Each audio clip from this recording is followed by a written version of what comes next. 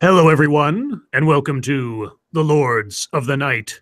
With me, as always, is the Lord of Pain, Ranting Monkey. Hello. And not presently with us is the Lord of Puppies, SDA. We don't know where she is. We We're an- presume we presume she'll show up in a moment or five, but until then, here we are. we're anticipating she'll be here, but Yes, until then, it's just the two of us. just the two of us. And I am your host, Scribe Light, the Lord. I swore I was going to write something down. You should be the Lord of. I swore I should write Write something something down. down. The Lord of Forgetfulness or something. Something more That's something more cool than that. that's even funnier because you give me shit and tell me to write stuff down all the time. It's true, but this is the only thing I forget to write down. Yes, yeah, that's true. Well, that's Okay. not true. First, before we begin, thank you, Point Curation, for a super chat prior to the stream starting. Mashisu, I can picture Monkey dressed as Franken-Furter, not for Halloween or anything. It's just the thing to do when Rocky Horror Picture Show is playing in theater. Have you seen Rocky Horror Picture Show? Oh yeah, of course. I'm not a huge fan, and I know that's sacrilege. I think it's an interesting movie, but I don't get the. Well, I guess I get the cult status of it because it's such a campy, weird movie, but I just it's not for me. Thank you, Sanguine. Research ad, of course it is. A movie about Wayland the Smith. Wow. And given that I have no idea who that is or what it is, that'll be a research ad for sure. Real quick, Pinkalo asked if they've kicked in yet. And for those of you who don't understand what he's talking about there, I accidentally took a double dose of my medicine. So this may be the Scribe show here soon because, yeah, my medicine is kicking in. Gosh, a show all about me. I don't know if I can handle it. We'll figure something out. I'll just grunt at you now and then. Okay. Well, hello, chat. Hello, everyone. Hi, Pat. Hi, Jacob Jet. Hi, Foxy. Hi, everyone. Nice to see you tonight. So first, there's not a whole lot that happened in the news today, so we're probably going to be leaning on MSS News quite a bit, unless Monkey knows of something major that happened otherwise. I don't, but I did want to address something before we start Sure. because I just want to get it out of the way, guys. And this is going to be all I say on this subject. You guys can ask questions at question time, of course. But for the next hour and a half, this is all I'm going to say on the subject. I watched Ranthony's video on, or he did a live stream on Amos Yee today. And the name of it was Why I Support Amos Yee and You Should Too. For the record, he's not supporting Amos Yee being a supporter of pedophilia. What he's trying to be super rational and saying that he thinks Amos should have a voice and be allowed to say what he wants to say. As you guys know, I am a very big believer in free speech, but I have always had two caveats. One, harmful criminal behavior, such as ISIS training, that kind of shit. I have no problem with that being stamped out. And the other one is anything that hurts kids. And Ranthony, he tries to be way too logical on this. He says we need to just dispute Amos's claims. And no. We do not need to indulge people who are pushing for pedophilia. Fuck that. You don't fuck kids. That is the end of the debate. I don't need to give you facts and figures to tell you you shouldn't fuck kids. That's it. So that's all I have to say on it. If you think you need a more logical discussion than that, I don't know what to tell you because you don't fuck kids. Okay, sorry. Wanted to get that out of the way at the top. Yes. Public service announcement from Ranting Monkey. Don't fuck kids. Yeah, I don't know why that's even a debate. I mean, anyway. So yeah, so Monkey Dick, Jim Jones, movies, smash that like button if you have not already. We've got 22 by my looking now and 106 people watching, so please take a second and hit that like button. And if you like the kind of stuff that Monkey and I and SDA make, by all means, share it far and wide. Wide world of sports. Yes. Speaking of Monkey Dick and movies and all that, we finally picked a movie for our stream. Let's pimp that out real fast. Yay! So Sunday at 3 p.m. Eastern, noon Pacific time, we will be covering The Punisher. The good Punisher. Yes. The one with Thomas Jane. So well, Yeah, they all have their merits, but the one that overall is the best of the batch is the Thomas Jane Punisher. So over on Monkey's channel, Sunday, 3 p.m. Eastern, noon Pacific. Be there, be square. It's in honor of the Punisher TV series, which was just released on Netflix today. I've just started watching it. No spoilers in the chat for those of you that have gone through it already, and I won't be talking about any spoilers. In general, I'll just say that so far, 2 episodes in, they haven't done anything that's completely pissed me off about their characterization of the Punisher or the surrounding characters thus far. They've had to make some consolidations of plot and certain things for the sake of not taking too much time and trying to give a lot of exposition. So far, nothing has, like I say, completely irritated me, but we'll see how things go. So there you go. And we just had a question about where SDA is. Guys, we don't know. I hope everything's okay with her. I hope it's just like she got caught in traffic. When we know, we'll tell you. Yep. We have no communication from her as to what's up. So until then, we'll just carry on forth. Okay. Cracked asked us if we've seen the Thomas Jane Punisher fan film. You're talking about Dirty Laundry. Oh yeah. And yeah, me and Scribe occasionally go a little gay for that on this stream. Yeah, well, in addition to, so in addition to talking about the Thomas Jane Punisher movie, more likely than not, and in fact, it's guaranteed, we will be talking about all of the Punisher incarnations on film and or television in the course of discussing that movie. So if you have any interest in the Dolph Lundgren version or the Warzone kind of sequel to the Punisher or Dirty Laundry or just about anything else dealing with the Punisher, trust me, I will be bringing it up in some way, shape, or form if Monkey doesn't before me. Okay. Point Creation says no sacrilege. I'm not liking Rocky Horror Picture Show. It's a really weird movie. And somebody else said that they don't like musicals. I actually like a lot of musicals. And I know we're way off topic. We should be on news now, guys. But I'm high. So you'll have to indulge me for a minute. I just don't think the story of Rocky Horror is that good. One of the great things about it does show a great thing about musicals that they do, though. And this is something I learned when I started taking drama class in high school. A lot of plays and musicals are really fucking dirty. And we got away with so much dirty shit in high school by doing plays and stuff. It was awesome. So I enjoy it for that reason, because they make the most of it. But the story itself is just kind of stupid, and I just don't care for it. Anyway, so I'm sure we have news, right? Yeah, there's a little bit. Not a whole lot major happened today, at least not so far. Ms. Slim 1 in the chat says that she was seeing some bright lights and flashes in, I think she said Los Angeles. So maybe something's happening in Los Angeles. That's out of the ordinary. I suppose we'll wait and see. But, Crack says, oh, sorry. Crack says, I was going to stream with Scribe, but I got high. Yeah, there you go. I was going to stream with Scribe, but then I got high. Ooh.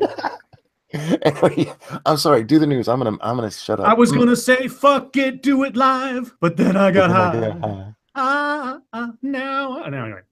Now I'm reading news, and you know why? Yeah, cause monkey's high. Cause monkey's high. Because monkey's high. Okay. Do we care? I have it up, but do we care about the Russian investigation? Is there anything? What's the title? The title is Kushner testified he did not recall any campaign WikiLeaks contact. I don't give a fuck. Really, it took 2 journalists to write this story, apparently, and it is the headline. It is the top story, or at least a moment ago, breaking news or whatever on CNN. So that's all the news I'm going to give you on the Russia investigation, I'm afraid. It took 2 people to tell us somebody didn't remember something. Yeah. So.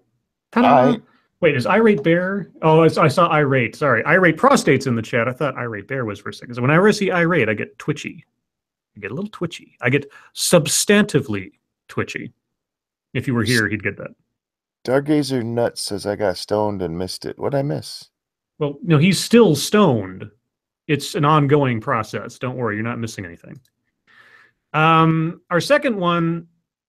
Again, I pretty much just need to read the headline because it kind of explains itself. Trump blasts Franken, but stays silent on more. Do you know why that is, CNN? Because Franken confessed and Moore has denied. So there's nothing to say about Moore unless or until something's proven or he confesses or admits something which he hasn't. Why are you bringing this up or making it seem like it's something, pardon the pun, more than it is? It's not partisan. Night says it's a song.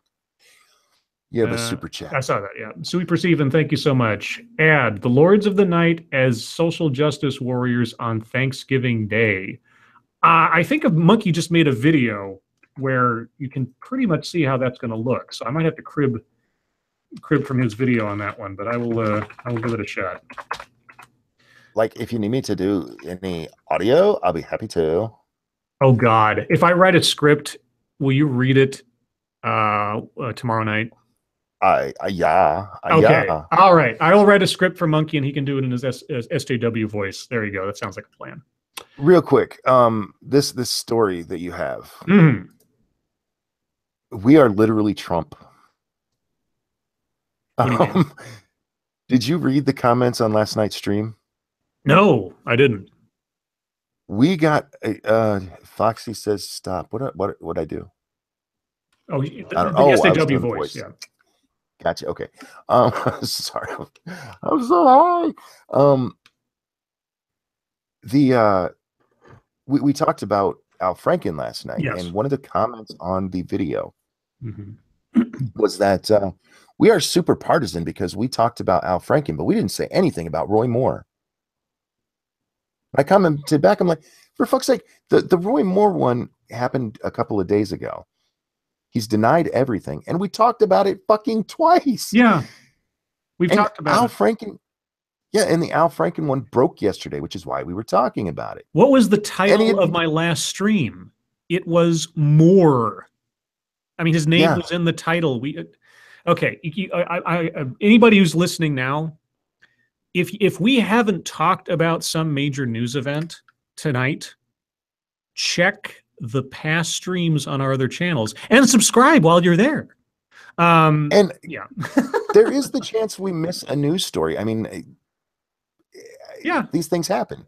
Yeah, but we talked about that shit, and I was just so now. I mean, Trump is getting the same. We are literally Trump, dude.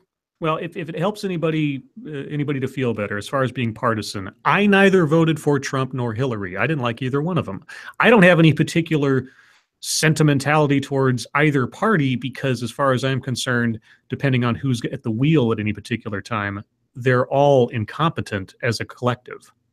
There are some shining lights from time to time, but yeah, we talked about Franken because he was the top story. And then 3 days back, we talked about Moore because he was the top story.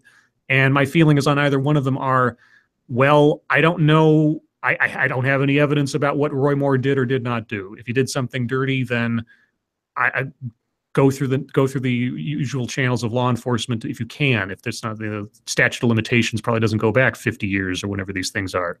As far as Franken's concerned, I don't think he had any ill intent when he did what he did. I think he was joking around. I have no idea what the lady interpreted of his theatrical kiss as either something more or less than what it was. I don't know. The picture, he wasn't groping her, not really, but it was sort of inappropriate horseplay, I suppose. Or if you want to take it as sexual assault, I don't know how you're going to do that. But either way, none of these things really matter to me because they're all personal scandals.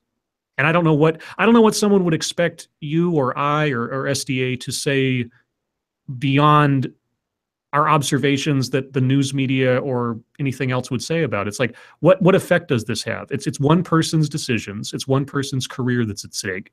The whole nation's not going to fall apart if Al Franken steps down or gets censured or something else. What is the big deal? Well, the big deal is that Al Franken is kind of he's very revered within the left because yes, one, he is a funny guy. I'm not gonna lie. There's a lot of people who he's not even. No, Al Franken can be very funny. But this is a big hit to one of their.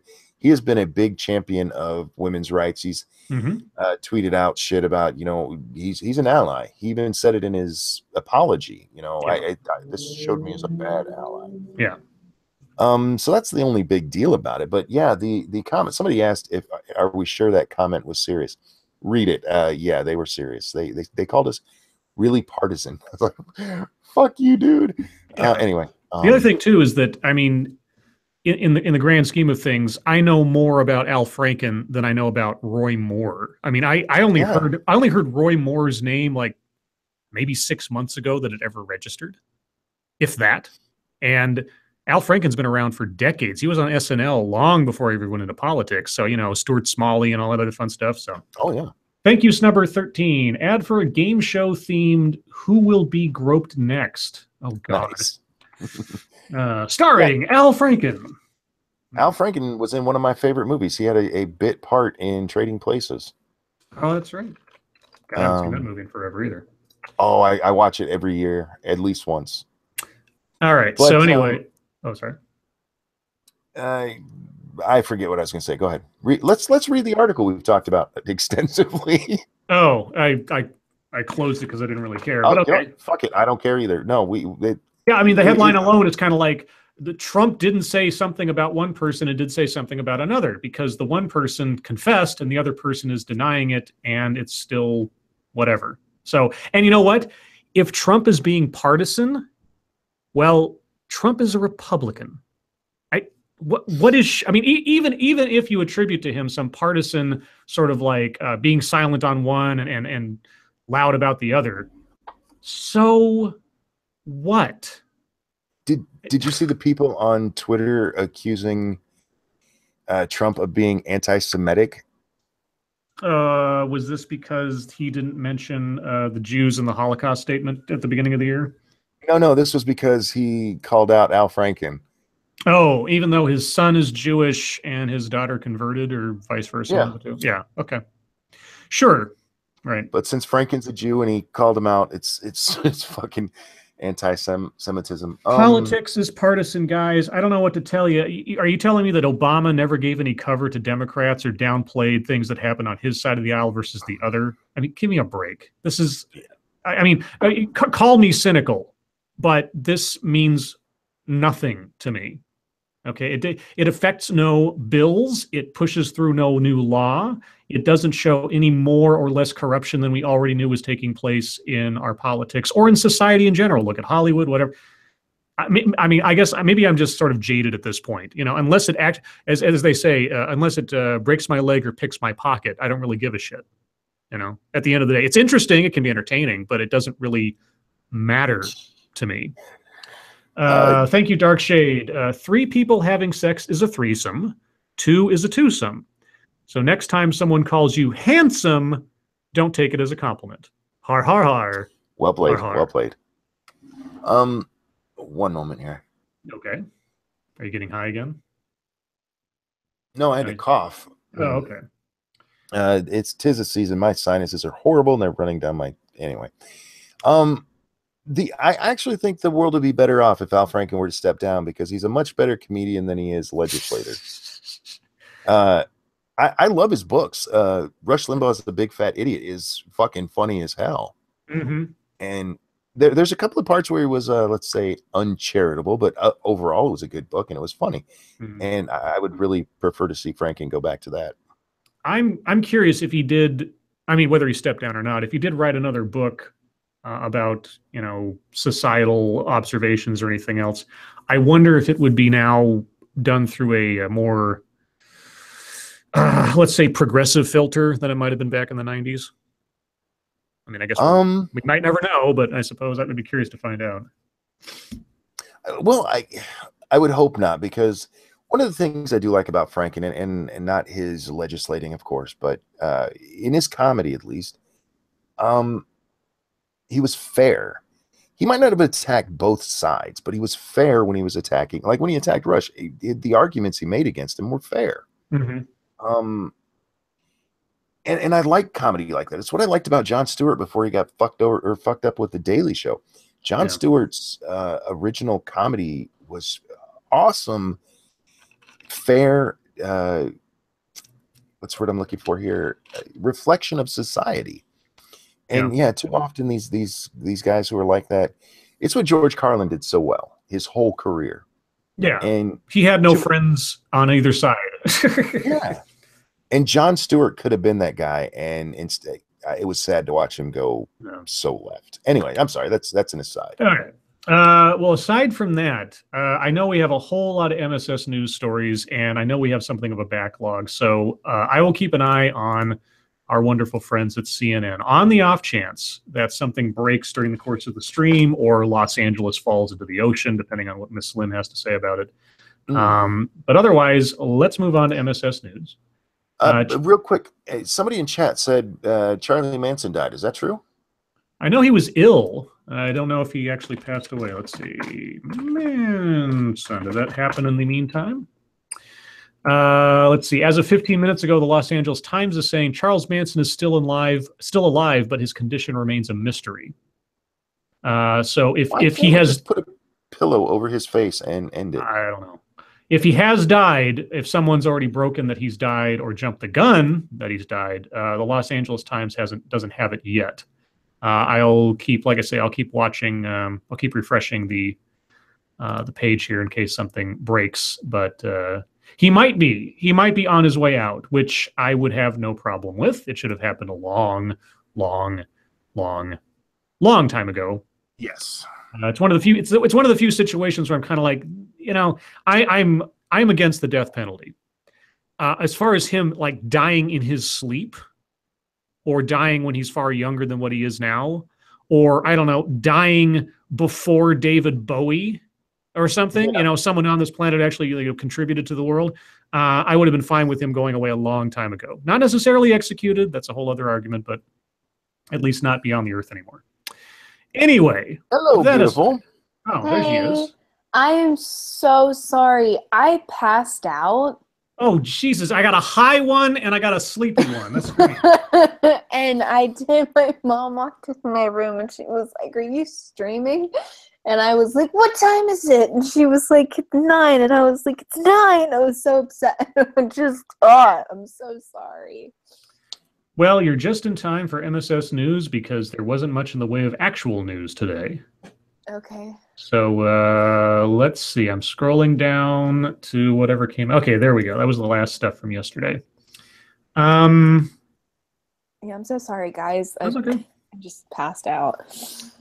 Boy, so yeah, Monkey's high as a kite because he doubled up on his medication without meaning to. Charles Manson might be on his way to death. We're not sure yet. He's in the hospital. And yeah. So let's move on to the wonderful world of the MSS Schnews. Chat, if you have news stories you'd like us to take a look at during the stream, please send them to us via Twitter using the hashtag MSSNews. Can't promise we'll get to them all, but we'll do our best, and especially on nights like this where we got a lot of free time, we'll go over a bit more. Peter Hades, 313, thank you so much. Dealer's choice surprised me. You know what, Peter? I actually, I made a joke at the dentist yesterday. And as I made this joke to the dentist, I won't tell you what it is because it's the product, but I made a joke about something at the dentist. And I thought afterwards, that would make a great ad for the stream if I turned that into an actual product. So I'm going to give you that one. Let's see, dealer's choice, but I'm going to write down my idea so I don't forget. Someone in chat said it's fun to say, and I don't know what they're talking about. But when I was little, because I knew YMCA had a dance, I thought the lyrics were literally just, "It's fun to say and go." Oh. YMCA. And I was like, yeah, it is super fun. All right, let's see here. What do we got? We have... okay, this comes from Miss Lim 1. It's a Snopes article. Oh. Does a Call of Duty World War II, I think they mean just does Call of Duty World War II, because this doesn't make any sense with an A in there. Does Call of Duty World War II still show two men hanging from a tree? A screenshot from the game showing a shocking scene is genuine. Dun, dun, Yes, dun. because I'm sure traitors or those who deserted or anything else were never hung as punishment in World War II. No, You never. have 3 big super chats that came through, dude. Holy cow. Okay, thank you. Dark Shade, question. What's the last thing Tickle Me Elmo receives before leaving the factory? A, 2 testicles. Oh. Oh, okay. Sir Wolfgang, thank you. Attention park patrons, please do not feed marijuana to the monkeys. They're trying to start a reggae band. Thanks. Thank you, zoo staff. For the record, this is entirely legal drugs. What state are you in? Point curation, thank you so much. News on Battlefront, they're delaying microtransactions and pay to win. Do not fucking buy this game if you don't want microtransactions in games. I was debating about bringing that up as one of our articles tonight, but I'm pretty sure somebody would have MSS newsed it to us. I think I'll get to it. But yeah, that was an interesting move by EA today. It's a very strange concession, one that I'm sure will not last. But anyway, yep. Oh, sorry. I know I see Zenith in chat, but I know somebody else also emailed me last night. If you emailed me last night asking for chapter 1, I sent it to you. Just so sorry. Go ahead. Let's see. In November 2017, an image purportedly showing a screenshot from popular video game Call of Duty World War II, which shows 2 lynched men hanging from a tree, was circulated on social media along with calls for a boycott of the Activision game. The image is real. YouTube user Timar Tintu or whatever uploaded several videos of himself playing Call of Duty World War II shortly after the release in November 2017. However, this still does not show the dialogue between the 2 soldiers. Styles, those are civilians. This is a war crime. IAO, no shit, college. We're fighting Nazis here. We reached out to the 2 game companies behind the game, Activision and Sledgehammer, for additional comment. And they said, quote, "We didn't want to shy away from history. We wanted to be very respectful of it. Some very, very dark things happened during the conflict, and it felt wrong for us to ignore that. Unfortunately, there was anti-Semitism," Robin said. Really, in World War II? No. There was racism. It's actually a very big part of our story, the fact that stuff existed. It was real, and our characters deal with it. Yeah, if you make a historically accurate game, congratulations, history is not pretty. You know, I have a problem with that excuse, though. Really? I do, because I guarantee you nobody in that game is calling the Japanese Japs or zipperheads or any of the shit that was really said back then. I haven't played the game, so I couldn't tell you. I would put good money on it. Chat, anybody who's played that Call of Duty World War II, do the American soldiers refer to... Well, I mean, it was taking place in Europe, so they probably didn't have to talk about the... It depends on the era. It depends on, like, if it's not the war in the Pacific, I'm assuming it's over in Europe with the Nazis. They might not have had to... They might have found reasons not to have to refer to the Japanese. Yeah, I mean, okay. I get going for realism. I do, but if you're going to do it, you need to go all the way and not just fall back on that for one gasp moment. Thank you, Dark Shade. Yet we have black female Nazis and no swastikas. Wait, what? Yeah. Are you talking about a real in the game? Oh, yeah, right. Yeah, the no swastikas. You can be a black female Nazi in the game. I don't know. Can you? If you can, that's weird. Dumb. That'd be hilarious. Okay, so moving on from that. Thank you, Miss Slim. What do we got here? Secret messages. Okay, I'll read this just because it strikes me as interesting. This is from senior staff reporter Jack Cochran. Or sorry, the Jack motherfucking Cochran. That's right. Exclusive, and this is from Reuters, so it's conceivably just a nonpartisan source. Exclusive, secret witness in Senate Clinton probe is an ex-lobbyist for Russian firm. Okay. Senate Republicans say their investigation of Hillary Clinton's role in approving a deal to sell U.S. uranium mines to a Russian company hinges in part on the testimony of a secret informant in a bribery and extortion scheme inside the same company. The Senate committee searching for Clinton's alleged wrongdoing is keeping their witness's name cloaked. However, William D. Campbell, a lobbyist, confirmed to Reuters that he is the informant who will testify and provide documents to Congress about the Obama administration's 2010 approval of the sale of Uranium One, a Canadian company with uranium mines in the United States, to Russia's Rosatom. At the time of the sale, Campbell was a confidential source for the FBI in a Maryland bribery and kickback investigation of the head of a U.S. unit of Rosatom, the Russian state-owned nuclear power company. Campbell was identified as an FBI informant by prosecutors in open court and by himself in a publicly available lawsuit he filed last year. Let's see. Campbell's a secret witness who came out and said, "It's me, guys." Yeah, it's not much of a secret. I'm curious as to what. So, is this to say that he was some kind of go-between and doing something shady between in this deal? I guess. Well, not necessarily. I mean, he's just testifying about what he said. So maybe he's testifying that there was nothing wrong. Yeah. Let's see. Campbell's lawyer, Victoria Tensing, who has not previously identified her client, said despite Campbell telling the government how corrupt the company was, Rosatom still got permission to buy Uranium One. She did not say what Campbell would reveal regarding any alleged wrongdoing by Clinton. Okay, so there's nothing to report there. Interesting. Secret witness, not a secret. We'll see what happens there. So there's somebody going to talk, and I really hate those kind of stories. I mean, I understand why they exist, because it is interesting, but that's really a non-story. There's a dude who's going to testify. Okay. You got a little quieter there, Monkey. Did you turn your volume down or something? Is this better? I can't tell. Say something. I'm talking now to see if my volume is okay. Okay. It's just, I mean, it's fine to me. I can hear you fine. It just back. Maybe just lean back or something, because I did move my chair a little bit. Let me. Yeah, I can hear you. It just sounded like the pitch went down about 3 decibels. So. He kills himself before he gets a chance to testify. Yeah. Poor bastard. I hope he has good security. Let's see. Oh, I'll plug this real quick. Based Mama's Kilroy event is on. They have a fundraiser going on right now.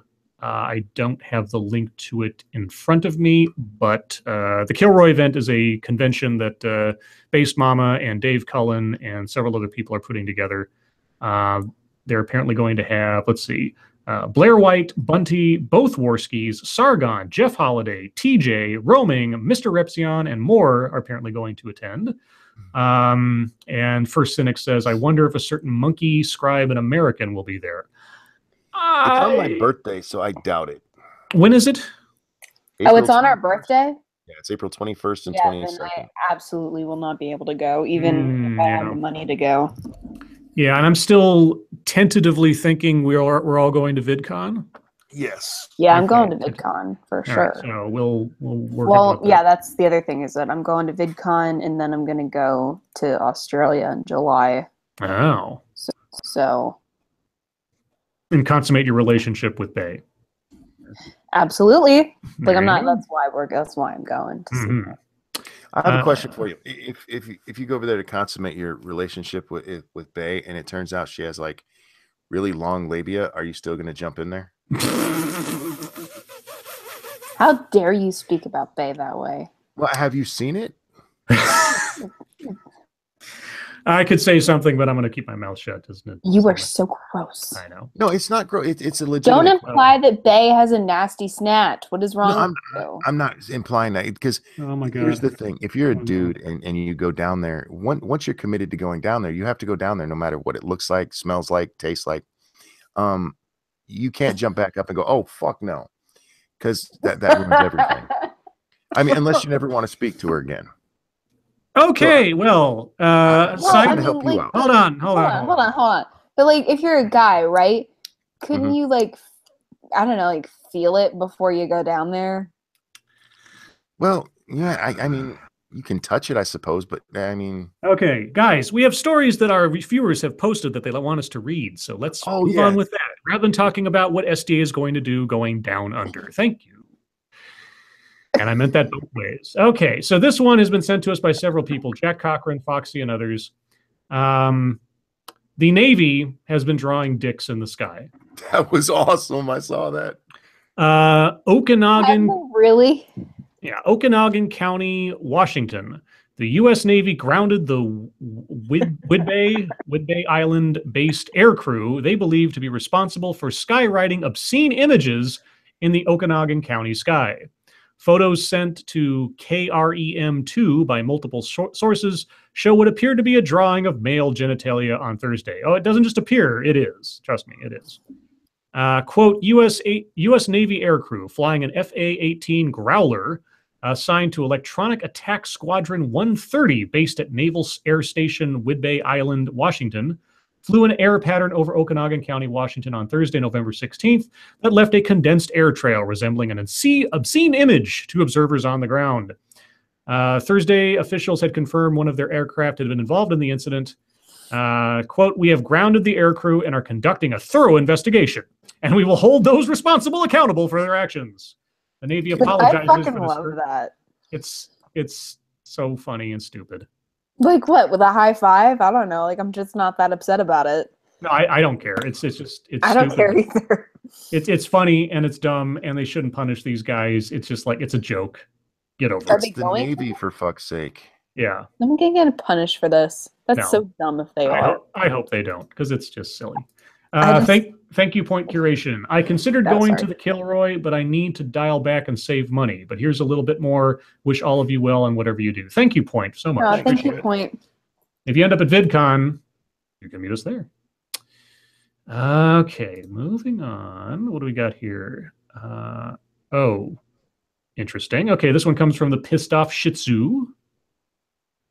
Surrogate mother who changed her mind must hand baby to gay couple, court rules. What? Okay. This comes from the Telegraph in the UK. A surrogate mother has lost custody of her child after a court ruled he would be better placed with the gay couple who arranged for her to have the baby. A senior judge said that the child's, quote, identity needs as a child of gay intended parents would be better fulfilled if he lived with the couple. Identity needs as a what? The woman. I don't understand that. I don't understand that either. The woman signed a surrogacy agreement with the men, who she met online. Good job, Telegraph. I read it as it's written. What the fuck? Who she met online and traveled to Cyprus in September of 2015 to have an embryo transferred. But the two families fell out, and the woman and her husband changed their minds about giving the child up. She did not tell the men about the birth for more than a week after it took place last April. Well, if they were, don't like people who are like arranging a surrogate baby have that stuff like locked on their calendar and like following it with every moment as to usually progress? Yes. That's interesting. Yeah, but you never, I mean, kids come when they come, so that's very true.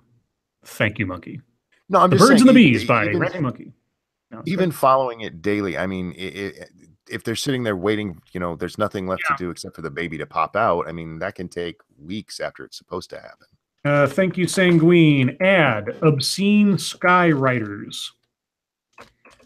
I will find a way to make a funny business name for that one. Have them make giant labias.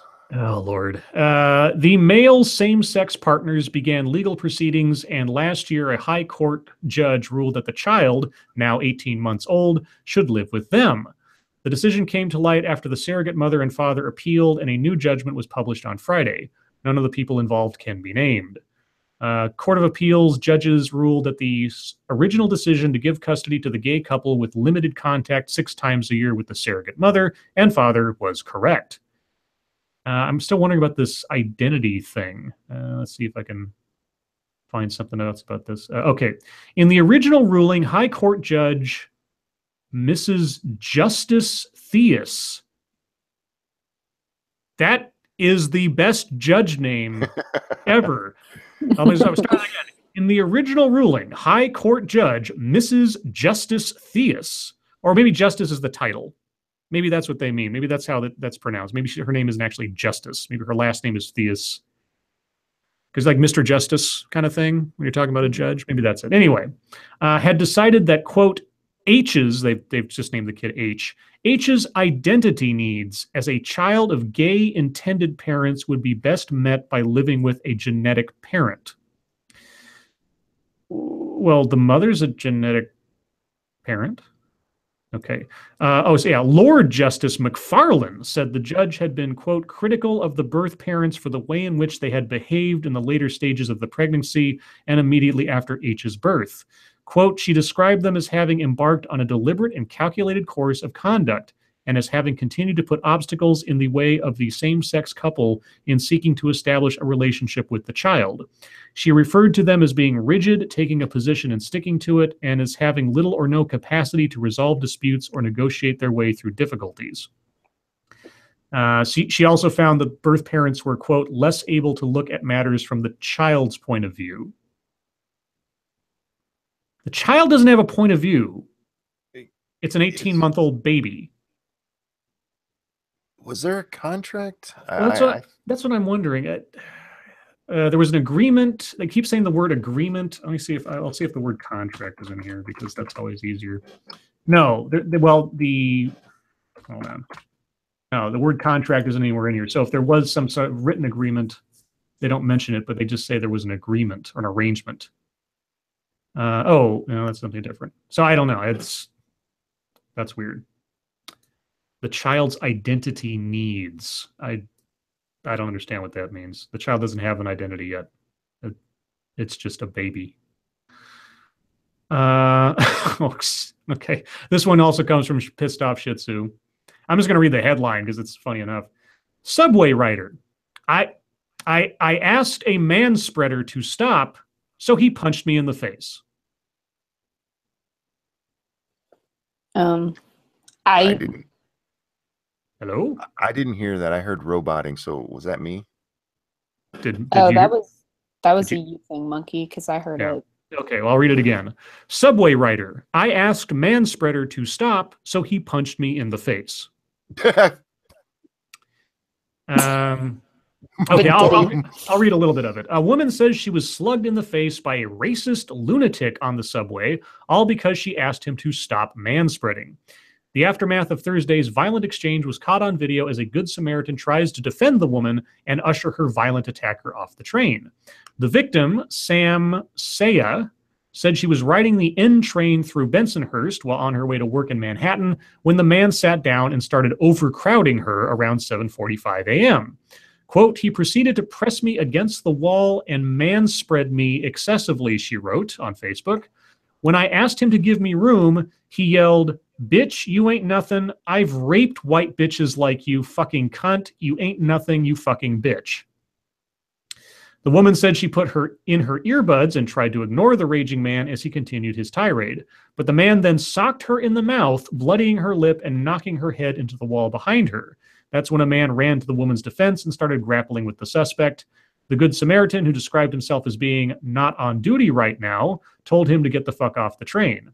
The attacker tried to apologize to the woman before exiting the train. The video is being investigated by police. So, yeah, the headline initially is funny, but that's not funny. It's like... I feel like there's something missing from this story. Well, the video is attached to the story. I can put the link out in case people want to watch it. I don't know if there's some more details there or something that they're not saying. Damn it, I need to refresh. Hang on, I'll be right back. Okay. Okay, bye. Bye. Love you, miss you. Let's see, has Charles Manson died yet? Let me refresh real quick. Charles Manson so far is still alive. At least as of right now, unless something else has changed.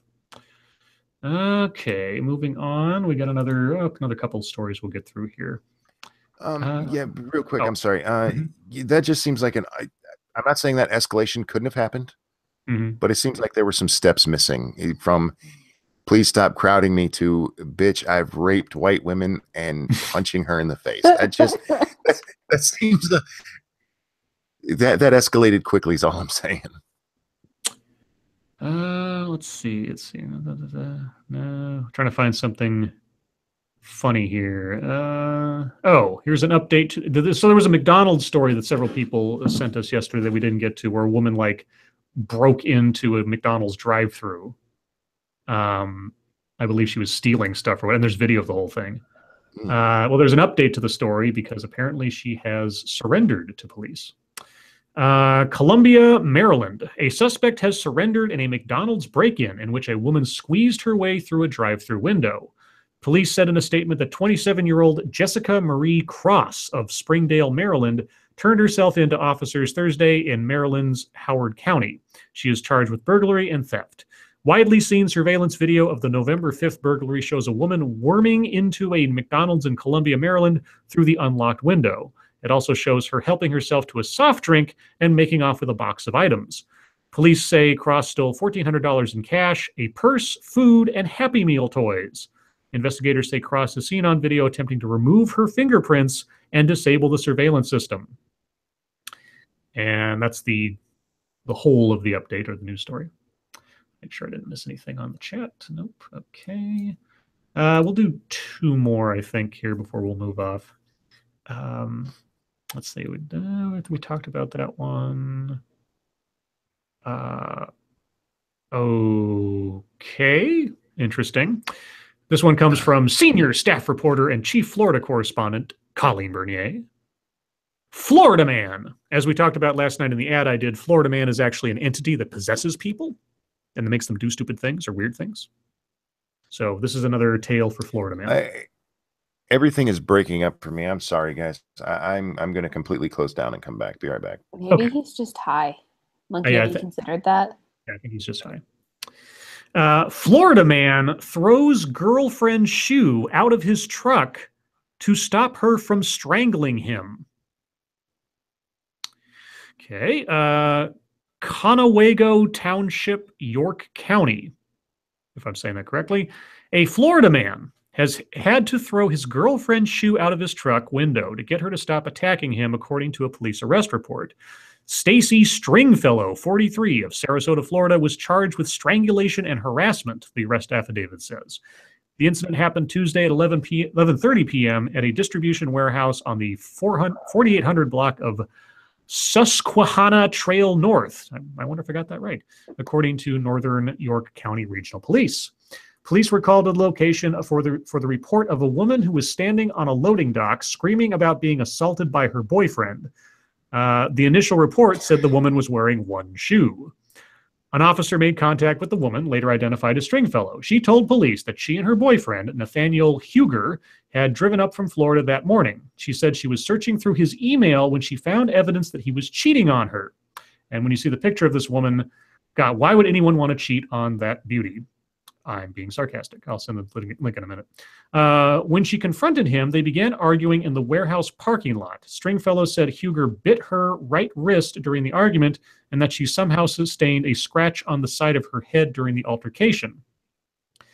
According to Huger, Stringfellow became irate when she confronted him about his infidelity. During the confrontation, Huger said, Stringfellow got out of the passenger seat, went behind his seat, wrapped her arm around his neck, and began choking him.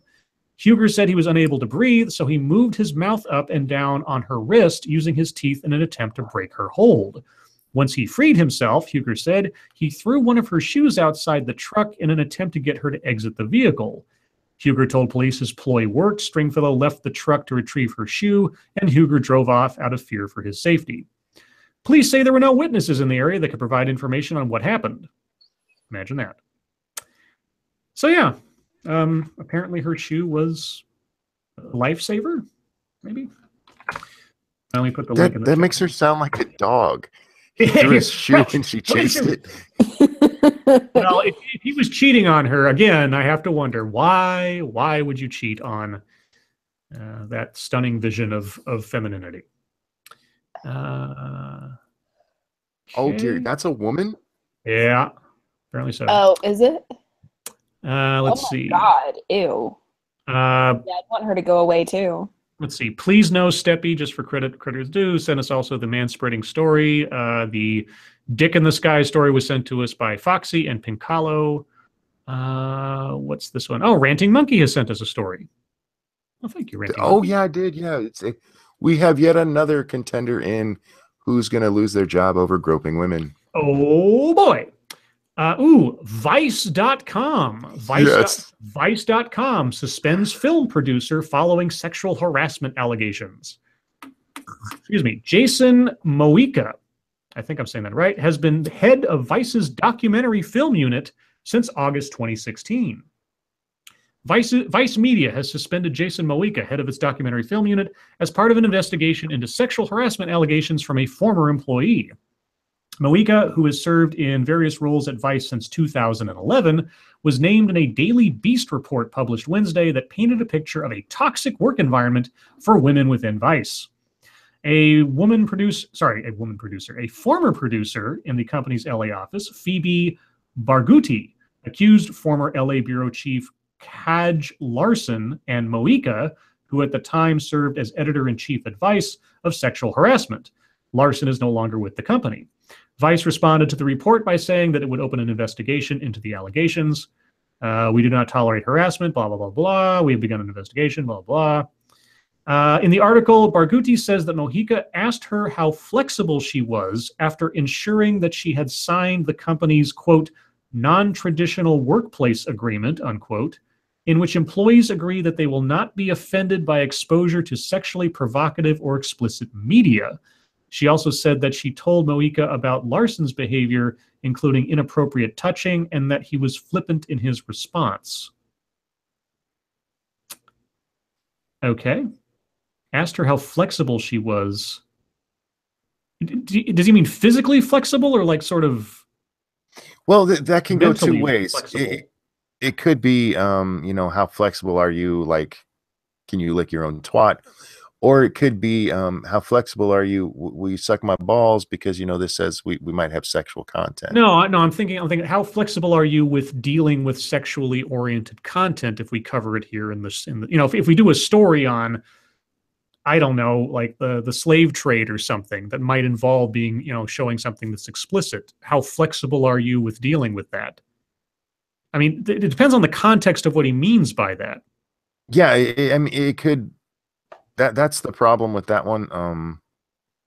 Without more context, I don't know what he means. How flexible she was. Exactly. It could be the tone of voice he used. Yeah. How flexible are you? Yeah. Yeah, versus like, so how flexible are you with this story? Yeah. Yes. I don't know. Interesting. Well, another one is on the hit list as of right now from Vice. I just like that. I liked it because it was Vice. Fuck them. Let's see. What else we'll do one more here, and then we'll get to YouTube time. Unless I don't find anything that really jumps out at me.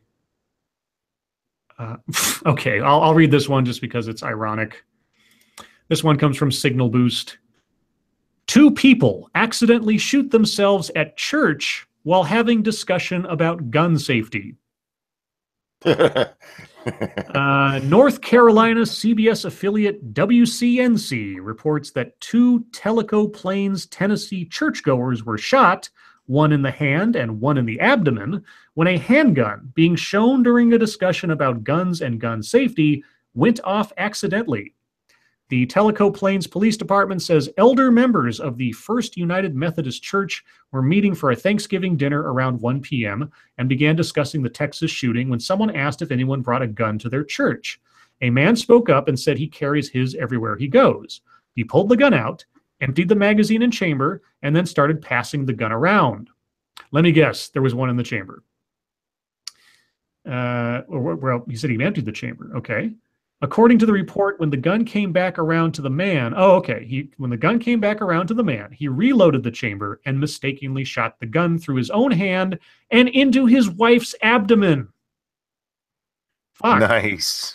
The 2 were rushed to the hospital with non-life-threatening injuries. Well, good. I'm glad they won't. Why the fuck wasn't the safety on? I don't know. I'm curious how old he was. Do they say? No, they don't say. Like if he was some kind of like 80-year-old guy, I don't know. How do you shoot yourself in the hand loading your gun?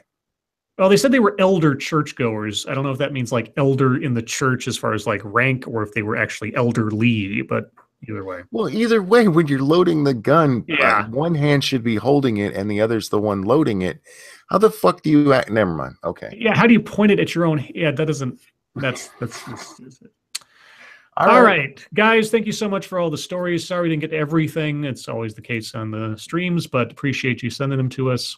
Hope I covered all the ones that I had direct requests for, especially the penis in the sky. Penis in the sky. You know what you. Oh, anyway, sorry. I could try to sing that song, but I'd be bad. Anyway, YouTube time. SDA, what have you been up to? I haven't had. Well, I've been working on the couple of videos I talked about, but and those should be out. One should be out tomorrow. The other one probably Sunday or Monday. But I've been streaming with Overwatch with Jester and Final Fantasy 14 with Satsu. I know I'm streaming Final Fantasy 14 with Satsu tomorrow. And we've got a book club tomorrow morning at 7 a.m. on my channel. And Clever Jester's going to be there because we talked him into reading a shitty book. Uh-oh. Yeah, I know. He didn't believe me either. I was like, it's terrible. And he was like, haha, okay. And then he texted me after he got done. He was like, that was terrible. I was like, I told you it was terrible. What's the shitty book? It's called Shadows, I think. It's by Jennifer L. Armentrout. It's garbage. What a creative title. I know, right? Shadows. It's very well. It's actually kind of difficult to find because you know the title is so generic that it's like. Yeah. Yeah. No, I'm gonna name garbage. It's absolute crap. I'm gonna name a book right now. Ink Pen. Honestly, that would probably be more creative. Like it's like I said, it's super hard to find. Just because of the name of it. Yeah. Like pro tip for titling books, name it something that you know is unique enough for people to, when they search it, they don't find a bunch of other stuff. Is it urban fantasy? You know what? You can come to book club and find out. Teaser below the fold. Monkey, you did something today, didn't you? Kinda. Okay, real quick. This comment. Maybe he figured a gun accident would be easier than telling her he wants a divorce. Nice. That would be hilarious. Continue. In a very dark way. Anyway. That was funny. Did it tell us what kind of gun he used? It was he said he took out the magazine and one in the chamber, so I'm assuming like maybe a 9mm or something like that. Okay, anyway. Yeah, I in the spirit of the old Charlie Brown specials that used to come out every year, I re-uploaded my Thanksgiving video from last year, and this is actually one of the videos I'm most proud of. It's not my best work. I really should redo it with new audio and everything because there's horrible audio there, but I fucking love that video. It's one of the rare times where something came to me and I had the time to just jump in and do it. I really had a lot of fun with that one, and it's been really well received. For those of you who haven't seen it yet, it is the real story of Thanksgiving, and that's all I'm going to tell you about it. You should go watch it. Thank you, Cryptic. Crouching Monkey, Hidden Scribe, an SDA production. Aha! You give me the title, I come up with the movie. That's a twist. What a twist! Thank you, Cryptic. I will work on that one. Yeah, I hadn't seen it before, honestly, and it was hilarious. I was listening to it, I was like, oh god. And your voice, yeah, I mean, it is something to behold for sure. So when I write that ad for you to read tomorrow, oh boy, I can't wait. Yeah, I'll have to practice. I haven't done that for a year, so I actually used that voice one time for a whole day just to annoy my daughter. Yeah, we were out shopping and in public, and I used to love embarrassing my children by doing silly shit. And yeah, I talk like that. Yeah, well, it's just fun. Here's a warning, Monkey. If you do that around Grand Monkey, she's going to start imitating you around her own mother, and then God forbid. Well, she can't get mad at her if Grandpa taught her to do it. Yeah, but you can you can sort of torture your daughter again by having her. I know. Hilarious.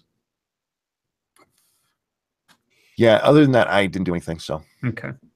Well, let's see. So I will plug again on Sunday on Monkey's channel at 3 p.m. Eastern, 12 noon Pacific.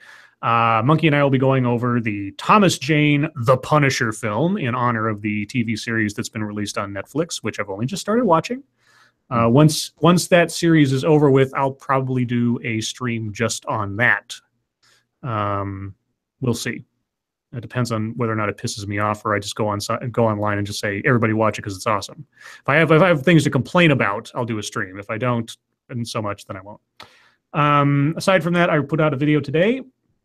It is a TEDx talk about DACA, or specifically about an individual who is a DACA recipient, speaking about his history, his family's situation, and the broad strokes of the situation with the DACA program and its implementation, and how it is going away short of someone doing something about it, like, oh, Congress. There's a lot in the video that I effectively agree with, in the sense that I want them to vote on the DREAM Act one way or the other. Just vote on it and get it over with. There's a lot of things that are questionable about the speaker's rationale for how he is interpreting reality, I suppose. He puts Trump and Congress to task for doing what they're doing, even though he acknowledges that the whole thing was an executive order, but he seems to think that somehow it was inappropriate for Trump to rescind that executive order when it's law put into place by one person and not Congress, which I've always had a problem with. So he puts a lot of pressure on the government to help him and his family out, or at least him, because his family, his parents brought him here when he was 12, and they crossed the border illegally, of course. Mm-hmm. But he never really acknowledges the fact that his parents broke and are breaking the law. He says he wants to become a lawyer, and yet he's not willing to extend the fact that his parents have to take responsibility for their actions, but he doesn't want them to. They should be protected because reasons. And while I agree that people like him, who were brought over here against their, a will, essentially, unknowingly and unwittingly committing a crime necessarily as a minor, should be extended some opportunity to earn your way into citizenship as a result of that. It's not a guarantee. And, he talks about what he was doing before DACA came into place, and then what he did after DACA was implemented. And I have to wonder, what was his plan if there had been no DACA? Because he talks about working under the table and not paying taxes and not having a driver's license and wanting to go to college and all these other things. Like, yeah, when you were a kid, you didn't know you were breaking the law. When you were 23, before DACA went into place, you certainly knew you were effectively breaking the law. Mm-hmm. And you decided to stay and not take yourself back to Mexico to then apply to try to come into the country legally. So it's one of those, it's the same thing that I've heard, the same arguments and sort of apologetics I've heard from a lot of people. And again, I'm sympathetic to situations like his, where it's like, he didn't choose to be in a situation where he was at a detriment legally by dint of his parents' actions. At the same time, there comes a point where you have to take responsibility for that. And DACA gave you some cover that was set up in such a tenuous way that Obama, I have to assume he was betting that his successor would keep the act in place, or the order in place. He bet wrong, obviously. So he's putting 800,000 some odd people on tenterhooks as to whether or not they'd be able to maintain their status, which is stupid. It should have been a law or not a law. Anyway, it's another in the TEDx pantheon of silliness. I also have another one I'm working on that I have all the pieces for. I just need to record the audio and then assemble it. It is another corporate diversity inspirational talk. And if I'm get really industrious over the next couple of days, I should have that out Monday or Tuesday, I'm assuming, depending on how much free time I have between now and then. And that's it for me. Regarding DACA and the DREAM Act itself, I have a problem with the notion that Congress should vote on it. Okay. They should vote on it if they think it's something that needs to be voted on. Mm-hmm. We already have immigration laws. So this is one of the things I hate about this argument, because I always hear we have to overhaul immigration, and we don't necessarily have to do that. Not voting on the DREAM Act is essentially saying no to it. Okay, go ahead, sorry. No, I get what you're saying, and if you'd like to see it in Congress, if you'd like to see them actually vote, I understand that. Necessarily something they have to do, because there's all kinds of things that people want voted on. Congress, it's well within their rights to go, you know what, we're not even addressing this. Thank you, W.R. Costin. Procyon Lotor. I challenge you to take that where you will. Aha, you give me something and I have to make something out of it. I like it. Procyon. Is that an actual like old Roman title or something? Like, I don't know, proconsul. I remember proconsul. Are you going to look that up, or are you just going to play with it yourself? Well, I mean, I will look up and see if it, I mean, W.R. Costin might tell me here in the chat, but I will look it up and see if there's an actual definition. But if it's not a definition that I can actually do anything with, I'll just make of it what I will, I suppose. I was just going to say that I think, and this might be sort of the unfortunate truth of the situation, or maybe it's four-dimensional chess on Obama's part, if you want to give him that much credit. I don't think it is fair to have extended this lifeline to people that I have a certain level of sympathy for their position, those who were brought here when they were minors, and then yank it out from under them without a definitive decision on whether or not something like that should stay in place. And now I understand that it's not Congress's responsibility to answer Obama's unconstitutional, benevolence, I suppose, if you want to call it that. All the same, in all fairness, I don't think it's fair to keep a segment of our population in legal limbo when, the parents who brought the kids here, their legal situation is not in question as far as I'm concerned. They broke the law. They knowingly broke the law.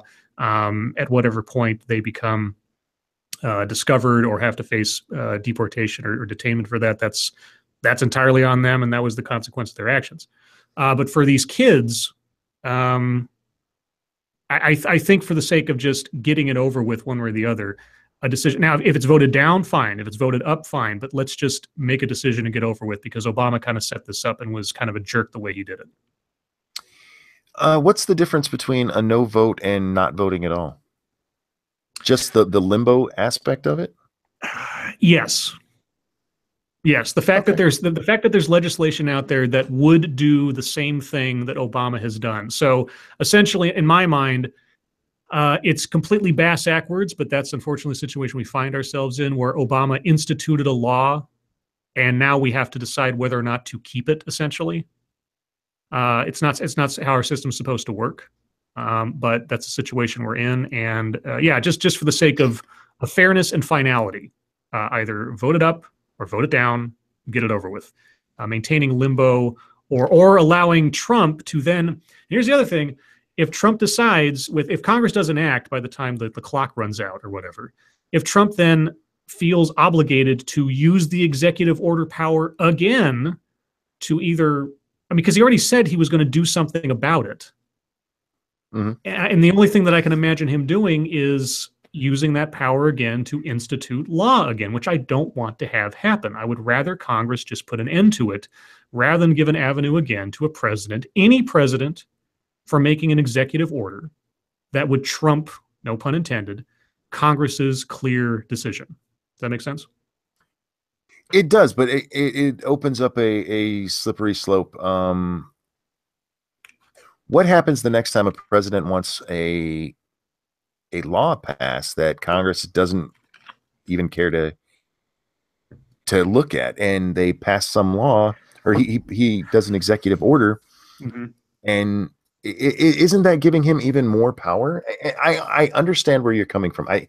What's happened to these kids is horrible. What their parents did to them, what Obama's done to them. I get that part. I really do. But I just think basically you're giving Obama what he wanted when Congress was well within their rights not to even address it. The problem is the executive order power in the first place. Obama taking advantage of it the way he did, or Bush taking advantage of it the way he did, or whoever. The problem is that. So unless or until we somehow rein that back in, this is the new reality. I mean, either we're going to allow the president, any president, to have the power to institute new law without Congress's consent, or we have to answer these things when they happen with a congressional voice that actually says no. Because so far as I know, if Congress votes, I mean, now, I don't know. I'm not a constitutional scholar, so someone in the chat or anybody else. If Congress votes the DREAM Act up, let's say they voted into law, can the president initiate an executive order that negates that? I don't believe so. Theoretically, with what we've done with the executive orders, sure. And this is why we need to get rid of that. The root of the poison tree here is the executive order power. I don't like that it essentially has forced Congress into a position of making a decision for the sake of like PR or an ultimatum by Trump to basically do the same thing backwards again with this executive order power. But what happened? Here's the real problem with what happened, and it is partially the Republicans' fault. With the DREAM Act, it was never challenged all the way up to the Supreme Court. When they did the amendment to the DREAM Act, I forget what it was called, the one that would cover their parents. That one they were all over. They jumped all over that one, like, oh no, we can't stop, or we'll stop that one, and they took it to the court, and the court's like, no, you don't have that fucking power. Right. That should have been done with DACA as well. And so I do blame Obama, absolutely. I blame the people who didn't fight DACA because they were trying to, let's be honest, they're pandering to Hispanics who, by the way, don't like illegals, for fuck's sake. Especially the ones who came here legally. They're really not fun of them. And we saw that in the election, afterwards, they couldn't believe how many Hispanics voted for Trump. Like, yeah. Okay. Go ahead. No. I was going to say, Polydub says, Scribe, no, the president cannot, but they could use executive authority to set federal priorities to undermine the passed law.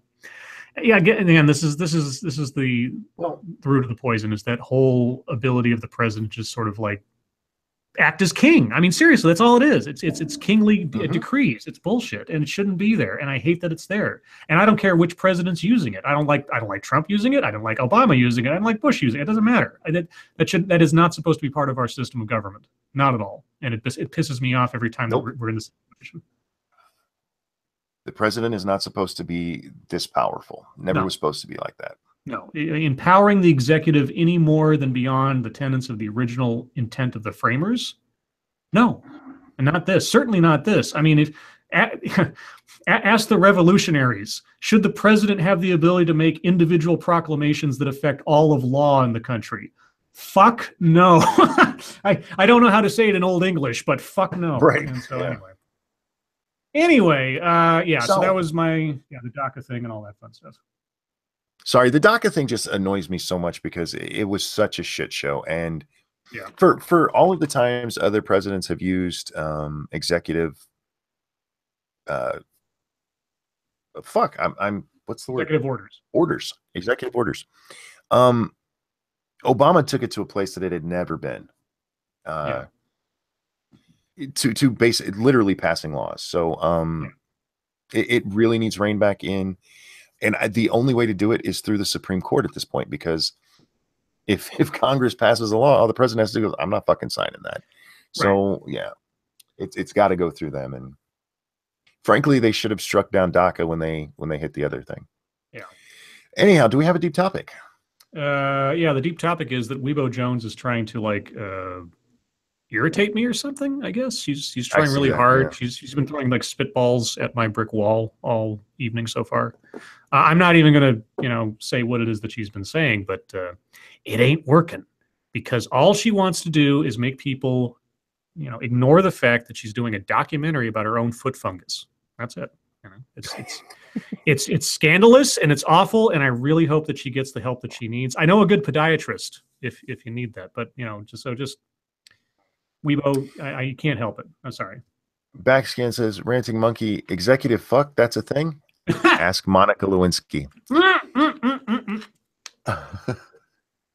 Actually, ask Harvey Weinstein. Wasn't he executive producer in several things? Oh, yeah.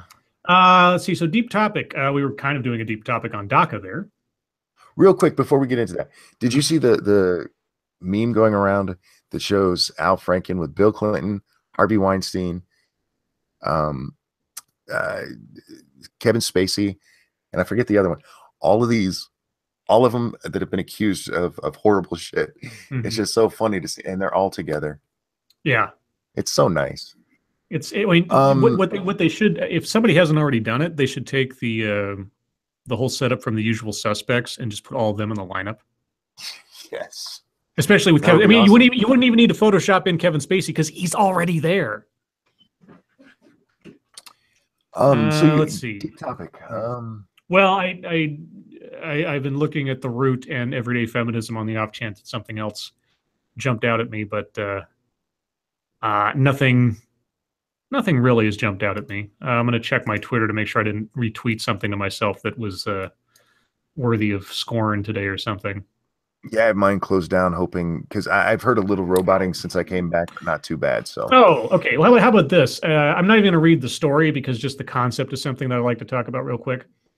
It has been claimed, and again, I'm underlining the word "this" has been claimed, that the world's first human head transplant has been successfully carried out on a corpse, mind you, in the sense that it was shown that the 18-hour operation showed it was possible to successfully reconnect the spine, nerves, and blood vessels. Now, whether or not that would equate to someone actually living with a transplanted head, I don't know. But the fact that someone has, again, allegedly successfully done this.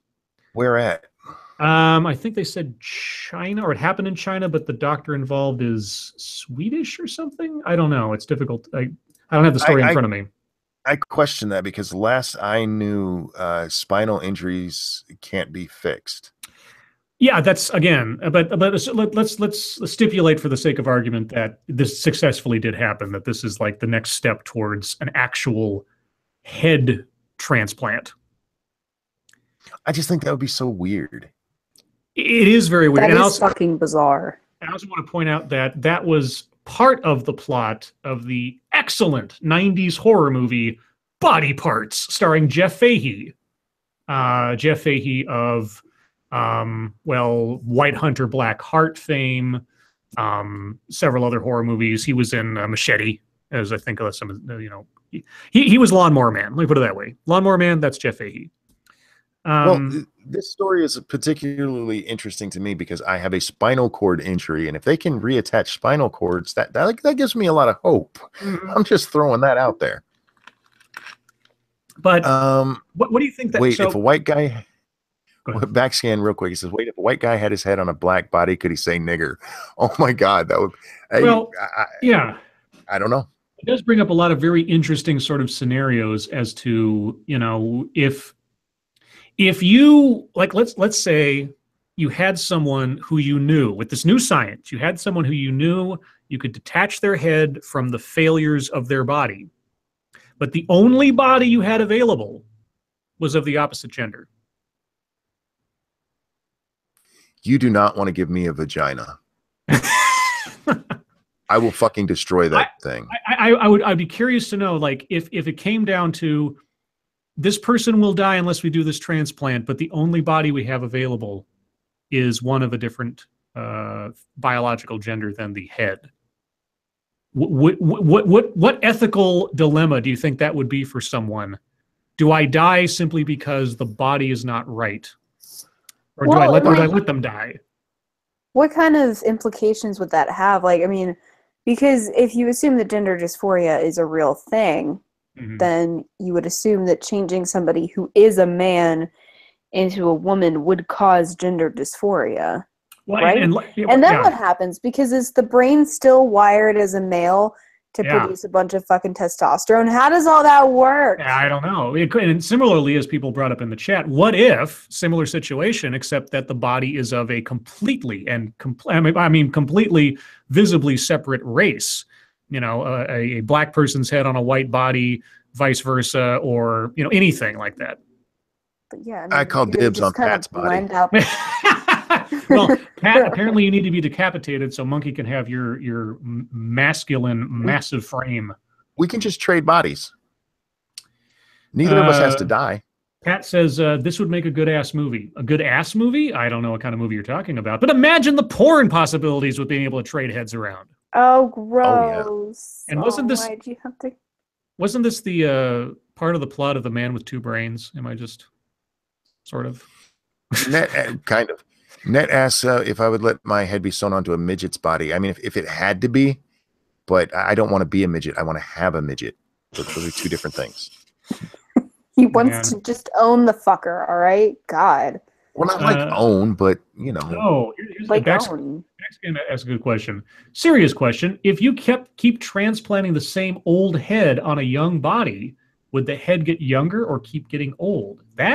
I don't know. Or would the That's really brain of weird. the old person be like producing old people hormones or something, and then like aging would happen really rapidly? How do we test any of this Ooh. ethically? Yeah, if you give an old head a completely young body, and what Can happens we to turn an old guy into a baby? what happens to the aging process? Then I wonder. I don't know. Ooh. How would you feel for women out there? You've gone through the change, and then you get a new body, and you got to start having your period again. Oh God, no. Well, how would that even work? Because your brain, right, is where all that stuff takes place. So would you be in a 20-year-old body and then like start going through menopause again because your brain is like, we already did this shit. Menopause is caused by what again? I mean, this is me not knowing my biology, but it's like a change in your hormones, which is triggered by some shit that goes on in your brain. It's caused by snooch getting old. Right. So yeah, wouldn't you just like or like I mean, if you were having it before you had the transplant, it would just end and you just have reset the clock? I don't know. I don't think so. I guess it depends on whether or not it starts in your brain or in your snatch. Now, here's a question. Seriously. Yeah. Let's say you had to have your head transplanted. It's a medical emergency. Yes. Would you accept just whatever body they gave you? No, fuck no. I'm done. Sorry. Is it is the other option I'm dead? Yep. God, I don't know. Like that's just that's really weird. What if I have really saggy tits when they're done with me? What if they're man live like tits? that. Well, trust me, if they can live like successfully that. reattach a head and make you like a living cognizant person again, and you can afford that, I'm pretty sure you can afford the plastic surgery to improve your new body. Yeah, but like if you got a body with saggy tits, like it's gonna have other issues too. Okay, well here's the other alternative. Okay, and this is way sci-fi, but it's not outside the bounds of possibility. What if they clone you a new body from your own cells? Well, that would be I think fine. we're okay with that. That's fine. Okay, see now, now this is kind of the plot from that lesser known Michael Bay movie, The Island. Spoiler alert: rich people having themselves cloned so that their clones' organs can be harvested in case they have a problem. But yeah, if you could clone a younger version or a fresh version of your own body, at least based on your own DNA, there's no telling how the body will turn out. Will the body turn out the same way the second time around as it did the first time around? But and then reattach your head. Real quick, Yes. Brendan Reed wanted us to read his comment here. He says, hormones are produced by many organs, but a primary one is the pituitary gland, which resides in the brain. So for the most part, things would, like if you stuck a menopausal woman's head onto a young woman's body, in theory, she would be going through menopause at 22. Yeah, like I said, because your brain is where all that stuff starts. It is an interesting notion. It brings up a lot of interesting sort of questions about the morality of it all and everything. Here's a question. Would you rather have a full head transplant or just a brain transplant? To look at myself as a completely different face. Yeah. Completely different. You want to talk about an identity crisis? Jesus. Yeah, I know. Yeah. No. I mean, it's like, okay, head transplant, brain transplant. I don't know. I mean, the brain is essentially me, supposedly. Yeah, I don't know. I have no idea. I mean, I'm still so in a philosophical sense, at least, I'm still struggling with the concept of immortality. You know, we're all aware that at some point the party's going to be over, so to speak.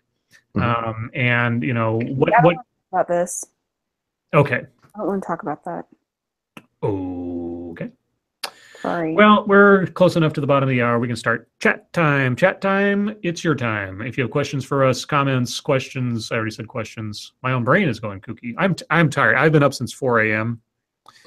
So I'm while you're high and SDA is like waking up from a deep slumber. I'm floating through the day on fumes at this point. I should add. I meant to plug during YouTube time after this stream. At least for an hour. I'm going to do my best to get through an hour just on the basis of how tired I am, but I'm going to do an hour on the Minions of the Zoo stream. I don't have a link to that yet because, as far as I don't know if it exists yet. If Reject's in the chat and you have a link for that, post it in the chat or tweet it to me and I will post it. Yeah, so now, chat time. Weebo Jones says, Scribe Light, where in the world did you get the idea that I had foot fungus? Well, you said you're doing some you're doing a new video, you're working on it, and it was like subject matter that, you know, was not fun or beyond the usual scope of what you do.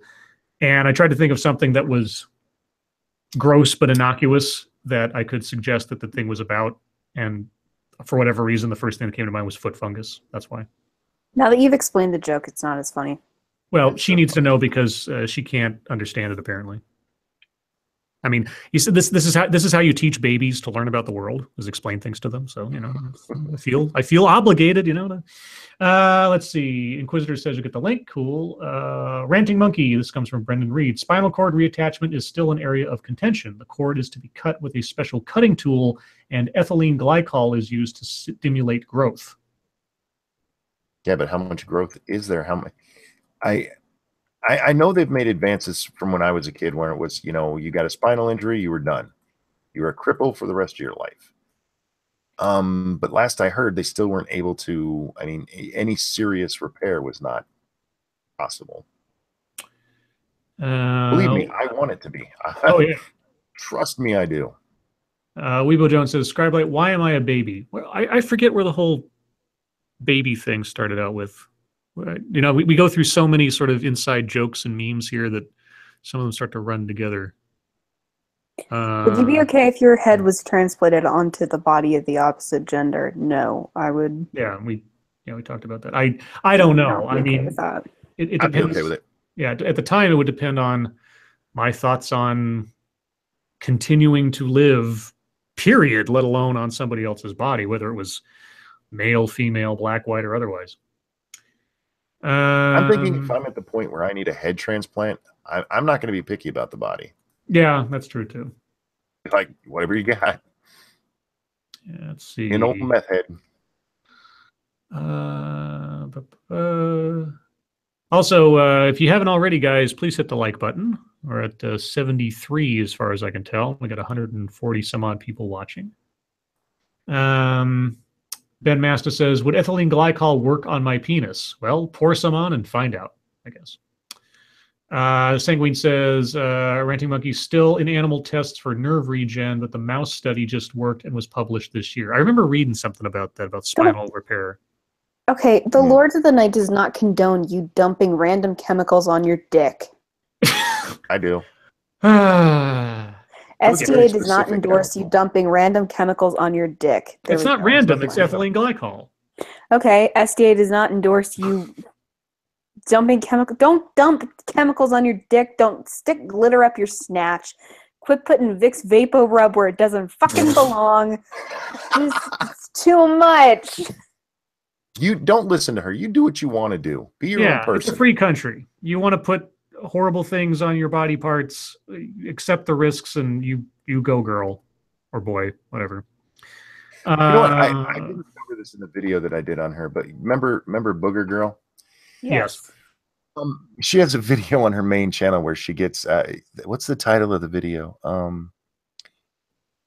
Something about the weirdest piercing is, you see, you get the idea from the title that she's getting her snatch pierced, but it actually turns out to be her belly button.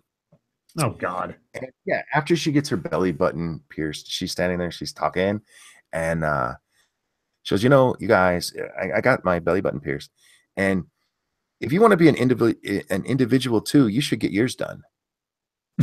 Like, the fuck? Be an individual like me and get your like me. Oh God, they're good. Chatmort says no locks in your bladder. Yes, that's always good advice. Yeah, don't stick a lock in your dick. Weebo Jones says Weebo versus the Lollipop Guild. Who wins? Well, Weebo knows how to use guns, and the Lollipop Guild doesn't. So Weebo. But they know how to party hard. Especially when the witch is dead. Apparently, Weebo is also like a ninja or something. Oh, Polydub gives us a big reminder. Everyone, today is Life Day because it's the anniversary of the Star Wars Holiday Special. Oh. Oh my God! Yes, if you have not seen the Star Wars Hollywood Special, Holiday Special, I believe you can find it on YouTube for free. Just a bootleg copy out there. Warning: it is one of the worst, funniest, and weirdest things ever. I highly recommend, if you want to know anything more about it, you watch the Red Letter Media review of the Star Wars Holiday Special. That is hilarious. SDA, do you know when you're going to be streaming Final Fantasy 14 tomorrow? I have no idea. I am so big because we're going to be going to Philly on Monday. We leave on Monday. So by the way, I won't be here next week because I will be in Philly. And I have so much fucking shit to do. Like, I had to get my nails done today, and one of them, like 3 of them are crooked, and I'm fucking pissed about it. Wait, Philly? Are you going to be meeting up with Gutenberg? Actually, we had talked about doing that, but I'm not sure if we're actually going to be able to do it. I know. Okay, so Reject has sent me the link to the... Oh, no, you sent me the Hangout link. No, I'm talking about the link to the stream itself I can put into the chat so people can go watch. I'm not going to put the Hangout link out. That would be disastrous. That would be funny. That would be funny. I would never do that under any circumstances. Yeah. I remember when Jim, Mr. Mediker, sent out the Hangouts link to something he was in, like on Twitter. Yes, that was not too long ago. It was just a couple days ago, and I was like, I was sitting here, I was going like, do I? No, it's already crowded. It was crowded 3 seconds after he sent it out. Never mind. I'm not going to try. Because that would be hilarious. You should have done it and just went on and said hi, like you did on. I am sure the Hangout would have been full up before I could get there, and there wouldn't be enough room for another person because I think they tops out at 10 attendees before. Yeah. So no, I would love to say hi to Jim just once, just to have that one moment to say, dude, you're awesome, thank you, and then just fade out. Invite him on the show. You think Jim would come on to the Lords of the Night? Yeah, he goes on all kinds of smaller channels than us. All right. I'll reach out to him. Do that. I want to talk to him. Oh my God, it'd be so much fun. I won't, but don't do it while I'm gone.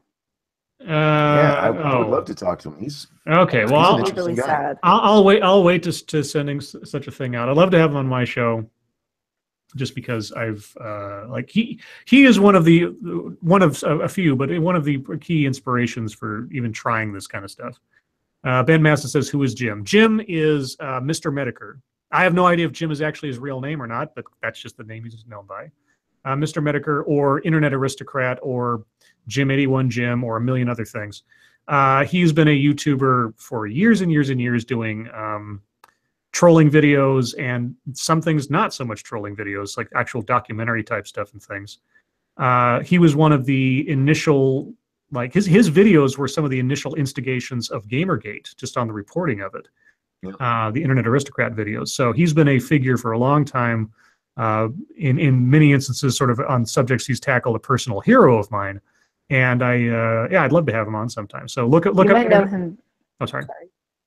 You might also know him from his Tumblrisms series. Oh, Tumblrisms is great.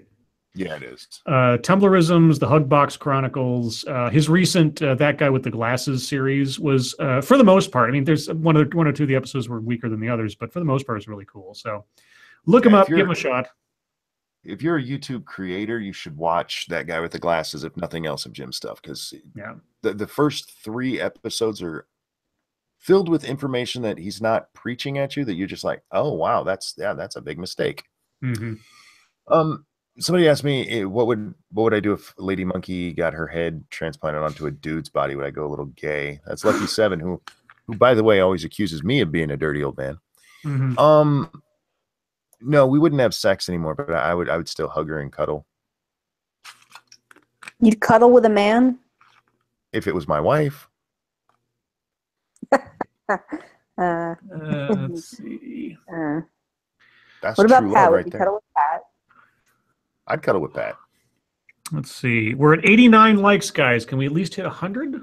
Just need 11 more.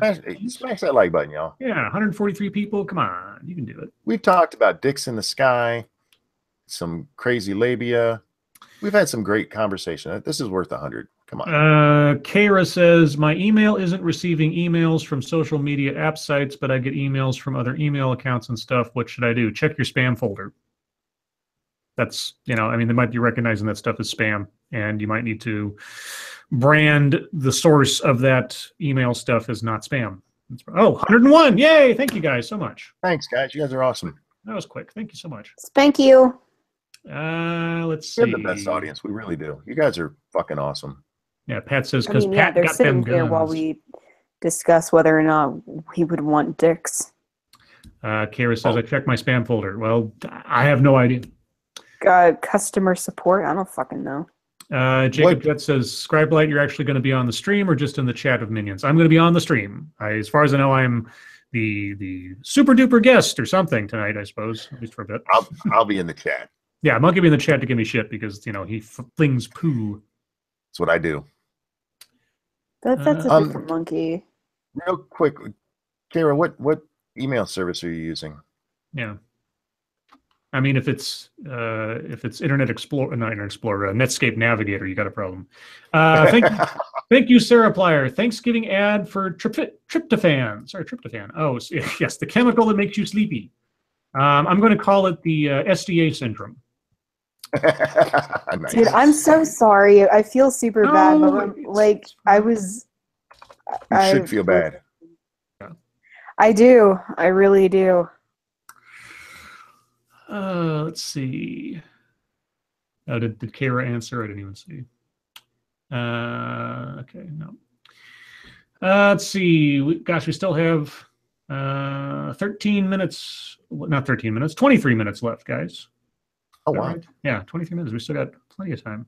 Yeah, then I'm definitely going to need to take a break. I got to go pee, guys. I'll be right back. Kara says it's CenturyLink. Oh, but the email address is an Embark Mail. Never heard of that either. I don't know. Sorry. I would get a hold of the people who run it. They might have it automatically blocked. I'll be back, guys. Weebo Jones says, Scribe, would you make a convincing trap? No. I am... No. Are you very masculine featured? Yes. Let's just put it that way. It'd be very difficult to confuse me with a female or even effeminate in any particular way. Scribe Light, favorite 70s film? Star Wars. That was easy. God, 70s film. I don't have a favorite per se. There's a lot of films from that era that are great. One that doesn't get a lot of attention because it's kind of quiet. It's called The Long Goodbye. It stars Elliot Gould. Basically, they take the old noir detective Philip Marlowe and they set the character without basically changing his mannerisms or anything from like the 40s or the 30s into 1970s Los Angeles and put him in the middle of a mystery. And it's really good. It's really underrated, though. So if you have a chance and you find a copy of it, because it's not easy to find, I'm sure now, The Long Goodbye with Elliot Gould is pretty good. I know there's a way to still get the Star Wars movies before George Lucas went back and edited them. Yes, there is. The as far as I know, the Blu-ray edition of the movies has all the versions on there. So you have you have the original version, you have the special edition version as well to watch if you'd like. Because I've never seen the original versions of the original movies. Yeah, my parents, when I was a kid, they had duped all of the original movies from the original VHS tapes onto ones that we had at home, and I watched the hell out of those as a kid. So I've seen the pre-special edition versions. There are actually there episodes 4. Sorry, A New Hope, the original Star Wars special edition, doesn't bug me too much. Everything in there was decent enhancements, save for the Jabba the Hutt part. That was the worst part of it all. I don't understand the Jabba the Hutt part. Was the original, because I know it was a guy, right? Han was originally talking to like a fat guy, right? Yes. In the original version? Yeah, Jabba the Hutt was a human. Supposed to be Jabba? Well, yeah, so originally they envisioned Jabba the Hutt as some gangster, and then I guess for time and because of pacing, and also because if you listen to the dialogue in the scene, it's very repetitive to what's already been told earlier in the story, talking to Greedo and talking to Luke, so it's superfluous to the plot, basically. When they decided by Jedi that they wanted Jabba the Hutt to be a big slug alien, obviously they couldn't do anything with the footage, and they cut it out anyway. But yeah, when they went back and like overlaid this really bad CGI Jabba, that was the part that I hated the most of the New Hope redo. The best of the special editions, as far as I was concerned, was Empire, because they did the least, and everything they did was very just much enhancing what had already been there and cleaning things up. Cosmetic, yeah. It was much more cosmetic than adding new scenes and new sequences and shit. Thank you, Reject PPC. Scribe, you will be our special guest. Thank you for joining us. Link to stream is sent. Peter's Flower Delivery Service. Okay. Well, because I remember as a kid watching... because we had like a VHS set of the special editions. And I remember watching them, and I remember like being super weirded out by the whole dance number. Oh, and Jedi? Yeah. Yeah, that was stupid. It's creepy. And I remember, because on the VHS tapes we had, like, I think it was before the movie started, you had like this whole thing where George Lucas was talking about the movies and about the special editions, and he was saying like, we really just wanted to have like a fun dance number, and we put in like these new little characters to make it more fun, and I was just like, why are they so ugly? No, the original was great because it was just Max Rebo's band. It was all the puppets. They were all there. They were viscerally there in the scene. They were doing their bit, and the music sounded. I mean, it sounded like Star Wars music. It sounded like the same kind of stuff you would have heard in the cantina. It was, I can even remember it's kind of the tune. It's like, and then like the character with the lips, the long snouts, like Sly Snoodles. Yeah. She was a puppet originally, not a very convincing puppet. I mean, it was sort of like Jim Henson early days kind of deal. But at the same time, you accepted that as just part of the reality, and the character, even if it was a puppet, was actually there in the scene and not a cartoon. So anyway, I just remember as a kid being like, that is so disconnected from the things. But I mean, also a lot of the effects in the original Star Wars movies, because they were practical effects and because of the way that they did it, they still pretty much hold up today.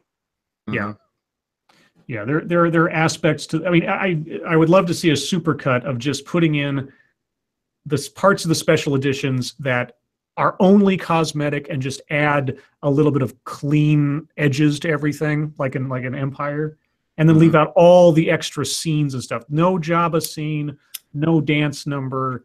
Like where you get the best of both, the best of the originals and the best of the special editions. Yes, I'm sure somebody out there has probably done it privately or something, because obviously can't release that. But yeah, that would be my preferred version, is because when they did clean it up, I mean, it was really cool to be able to go to the theater with a bunch of my friends and see the original movies all cleaned up, all remastered, even with the special stuff. That was an experience, because I'd never done that before. You couldn't really go and see Star Wars in the theater. But yeah, those extra bits just didn't need to be there at all. Lady Monkey had never seen Star Wars, so when they released Empire, I like, we're going to the movies to see this one. So I made her watch A New Hope before we left, and then we went and watched Empire, and I fell asleep. Oh. I've seen that movie so many times, and it really was the one they added the least to, and what they did add wasn't. I actually prefer Sky City with all the white walls. The windows that they added. Cloud City. Yeah, Cloud City. The Cloud Windows. City, yeah, sorry. Yeah, the Windows Sky didn't. City. The part I liked about Cloud City was just the revised entrance into the city when the Millennium Falcon goes in, because they extended that out and you could actually see the expansiveness of the city, whereas before it was kind of just like matte paintings and stuff like that. Yeah. So when they added bits and pieces to make the city seem more alive, I appreciated that. The windows, I like the fact that it sort of suggested a larger space than just the sort of cloistered hallways they had originally, but let's see. Faith's Abdication of Reasons is Scribe. Did you know that Lauren Southern used your old avatar painting in her campus talk/stream yesterday? Nope, I didn't know that, but it is a completely public domain painting, which is partially why I made it my avatar. So it weirded me out. I was watching some video that I really disagreed with, and I went to comment, and I saw you commented. I'm like, oh wait, that's not Scribe. That's just his old avatar. Oh right. Somebody, I've so branded myself. Well, because they released the Phantom Menace like 3D a number of years ago now. Yeah. I think it was a freshman in high school when they did it, and I think they were planning to do all the prequels, and then just kind of didn't do it. But there was a field trip that we didn't want to go to, so my mom checked me and, or I think it was like it was something. Because we were like, we don't want to go to the school thing. Can you just take us to see Star Wars? And she was like, sure. So instead of going to school, we went and saw Star Wars. There you go. Cool, Mom. Yeah. Let's see. Questions, guys. Questions, comments, complaints, answers. Let's see. First Cynic says 2001 looks fantastic. Do you mean the year or the remastered movie? I assume you mean the remastered movie. Yeah, it looks a lot better. I cleaned it up. I mean, if nothing else, I like it when they clean up old movies. They take out some of the grit and the grime and the fuzziness, and they clean them up, Blu-ray them or whatever else. If they do nothing else but remaster them, I'm perfectly fine with that. Adding new things, new special effects and stuff, unless it's something that is effectively unnoticeable, you wouldn't notice it otherwise, don't do it.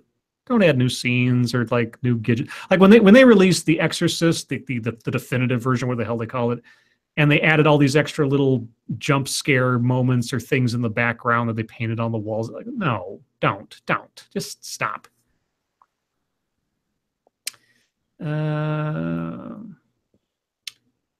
Chatmord says, what's the worst adjective that could be used to describe labia? Roast beef. The worst adjective? Pendulous. Pendulous. Ew. I see. That's am I right? Pendulous. Pendulous labia. There you go. Scratchy. Scratchy. I hope nobody's labia is scratchy. Oh, here you go. I know. Her labia. Stop it. Get some help. All right. Her labia are crisp. Oh, gross. God, why? No. Bye, you have crisp labia. Oh, God. That's awful. Let's see. Kara says, what would email issues fall under? Customer service or internet support? Probably customer service. Start there. If they refer you somewhere else, then nothing for you here. What's the least memorable thing that's ever happened in your life? My birth. I have no memory of that whatsoever. A whole bunch of shit that I don't remember. Yeah.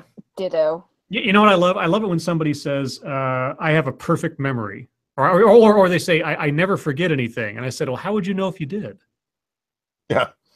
I've forgotten, but I've pulled that at least twice in my life, and I love the look on their face when it's like, yeah, you have no answer to that one. Let's see. Oh, we got answers to this. Vaporous, odious, rancorous, I think the other one was. Sticky. Sticky. Priestess of Keck apparently can't remember high school. Other people don't remember. Brennan Reed says Star Wars trilogy or Mad Max trilogy? Star Wars. Star Wars. Star Wars. I mean, Road Warrior by itself is all you need for Mad Max, as far as I'm concerned. I might have missed you mentioning this. Do you have a copy of the original Star Wars movies? I don't know, not anymore. I might have the old VHS around here somewhere, but that means nothing anymore. You'd have to get. I believe that both versions are on the Blu-ray release that came out relatively recently. Monkey, do Oh, you? did Disney release them? That's awesome. I believe so, yes, and in one of the more recent Blu-ray editions. Now, I mean, Star Wars the original trilogy has been released and re-released so many times. I've got the special edition version on tape over on a shelf somewhere. I've also got the first DVD release of all the movies where they completely fucked up the color coding on Darth Vader's lightsaber, so it's pink. And in one scene of New Hope, Luke's lightsaber is green. It's fucking ridiculous. I was like, I don't know who was at the helm in doing the work on those things, but they completely fucked it, and it annoyed the hell out of me. Let's see. What's our favorite Thanksgiving food? Says Devil Fruit Zero. Stuffing. Sorry.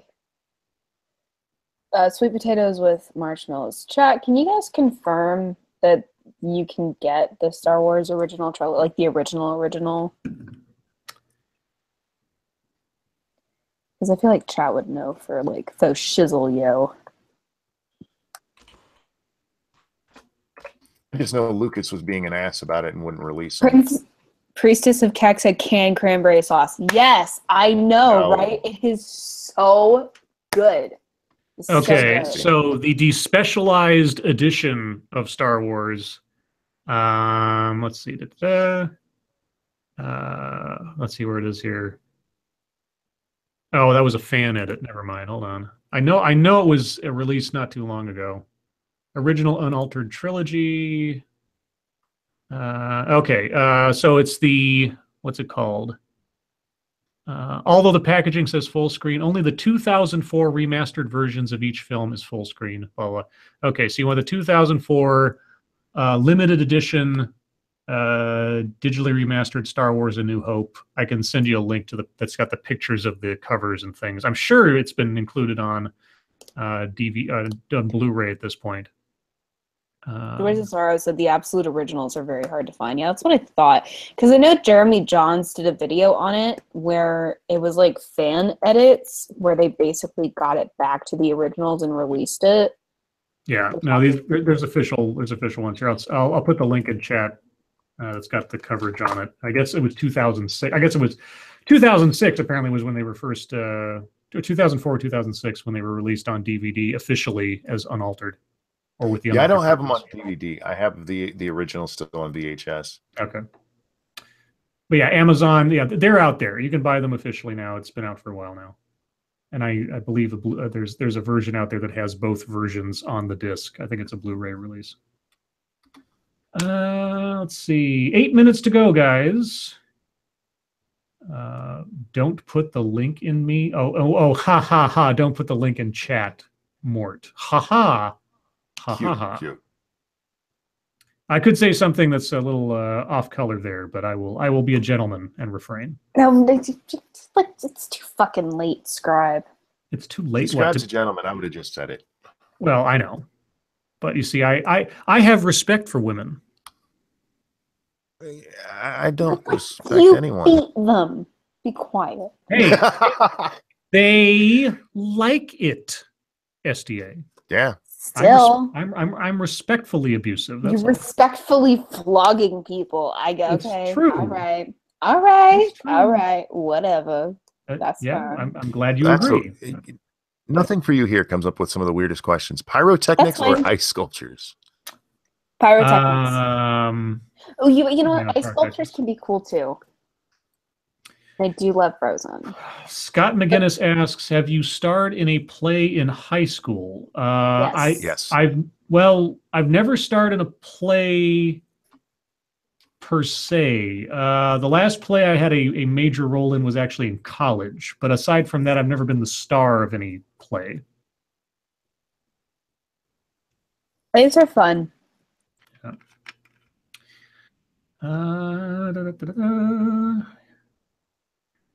And now Scribe is going to be the next sexual harassment suit. Oh, yeah. Boy. Boy, do I have stories I could tell about such things. Let's see. Affleck sucks. Are they talking about Batman? Oh, Mallrats is the funniest. Mallrats was okay. Yeah, Jay and Silent Bob was funny. Dogma was okay. I still haven't seen Dogma. Dogma's pretty good. I'll say, overall Dogma's pretty good. It's a good. It's got some funny stuff in there. Some philosophical stuff too. For me, it's Clerks. If you're looking at all of those movies, Clerks was the gold standard there. Clerks and Chasing Amy. Those two, decent. I now decided that I want ice sculptures at my wedding. Ice sculptures at your wedding? Ice sculptures Yeah, no, I just have to... Of what? I don't fucking know, but first things first, I have to talk somebody into marrying me so that we can... I think it should be an ice sculpture of Meatloaf. You know? Scribe, fuck you. I think a big Meatloaf statue... But you know what would be even better? What's that? Not at the wedding, but when we do our Lords of the Night live... Uh-huh. And we're all there, an ice sculpture of Meatloaf. Okay. Oh, so we're gonna broadcast live from your wedding? No, not at my wedding. Oh, okay. Well, why not? Two separate ice sculpture occasions. Oh, you're ashamed of us? What? Yeah, a little bit. Are we gonna do it? Are we gonna try to do a broadcast from VidCon if we all end up there? Of course. Yeah. Okay. If we can. Try. Yeah. There's no try. Only do. Peterbilt says Meatloaf as Red from Black Dog. Yes, if you have not seen the classic film Black Dog starring Patrick Swayze and Meatloaf as the villain, there's a reason you haven't seen Black Dog. Because it's awful. But if you really want to waste an hour and a half or something watching a trucker movie with a mythical black dog and Meatloaf as the villain, by all means, find Black Dog and watch it. I did once. I only remember the black dog and Randy Travis. That's right. Randy Travis was in there too.